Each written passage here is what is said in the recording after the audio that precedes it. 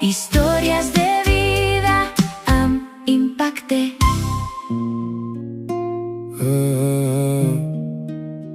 Adicciones, Estafas y hospitales. no fue la botella quien me rompió. Fue el silencio que llevaba dentro. El vaso solo era el espejo de una guerra que nadie quiso mirar. Cafeína para engañar al cansancio, alcohol para anestesiar la derrota, pastillas para domesticar la mente, un cóctel servido por la desesperación. Cada noche costaba 5 euros, pero el precio real era otro. Mi nombre, mi dignidad, mi reflejo, Las paredes del hospital aprenden más secretos que muchos confesores. Allí descubrí que un cuerpo puede sobrevivir mientras el alma sigue conectada a una máquina de emergencia. Después llegó el miedo, los mensajes, las mentiras, las sombras escondidas detrás de una pantalla.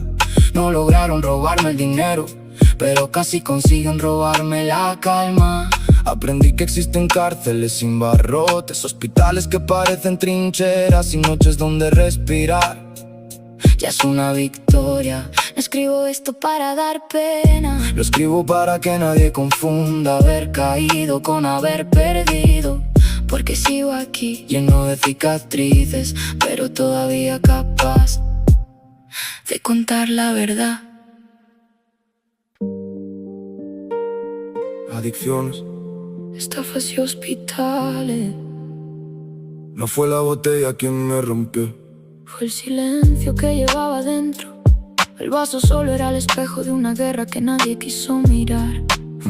Cafeína para engañar al cansancio, Alcohol para anestesiar la derrota, pastillas para domesticar la mente.